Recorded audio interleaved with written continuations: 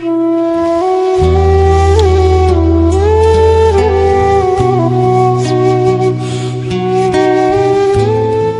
jamaah, ada seorang syekh cerita dalam salah satu ceramahnya, cerita tentang seorang dokter perempuan di sana, di Arab sana.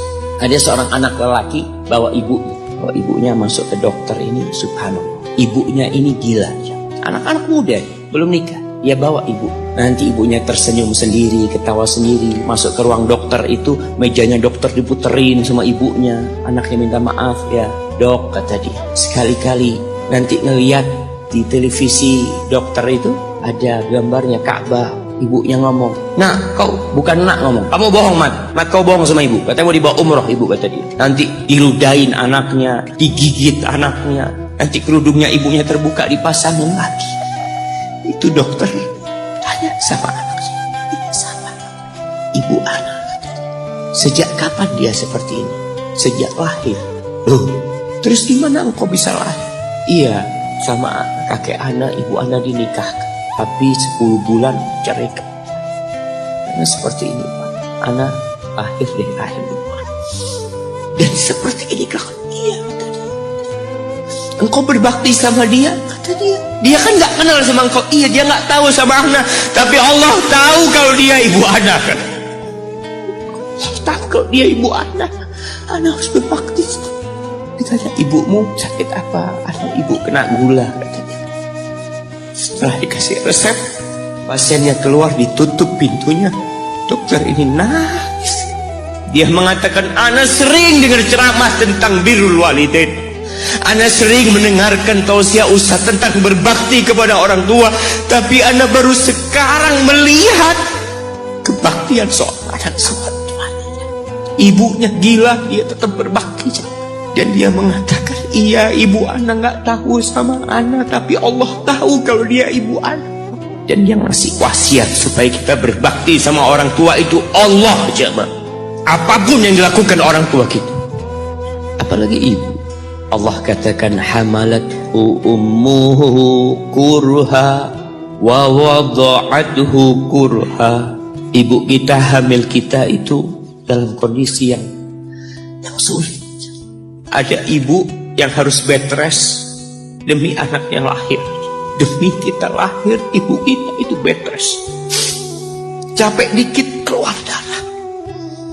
Ada yang harus hamil kita dalam kondisi dia ditinggal sama suami, dia harus cari nafkah sendiri.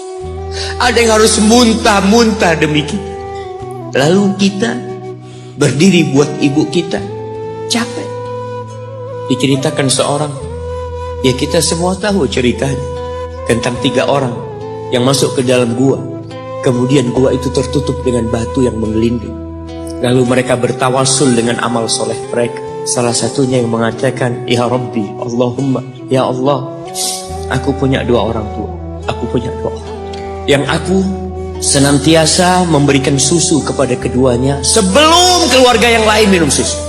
Dia sudah menikah, dia punya istri, punya anak. Pada suatu hari, ya Allah, aku kejauhan cari rumput, sehingga aku balik dalam kondisi orang tua sudah tidur. Maka aku pereskan susu buat keduanya, ya Allah. Allah tahu, tapi dia mau cerita sama Allah. Dia ingin tawasul dengan amal soleh dia. Lalu aku taruh di wadah, aku datang ke bapak ibuku, mereka tidur. Maka aku berdiri di hadapan kedua. Jamaah, bukankah bisa dia taruh di sebelah meja ibunya susu itu? Dia ambilkan meja, taruh di sana, dia bisa tidur. Dia sudah berbakti sama orang tuanya dengan seperti itu. Tapi anak ini tidak. Aku berdiri, ya Allah, aku nggak ingin membangunkan keduanya. Dan aku terus berdiri, aku pegang itu susunya. Sampai mau subuh bangun, aku serahkan kepada kedua. Anak-anaknya nangis minta susu. Kata dia, lah, sampai bapak ibu aku minum.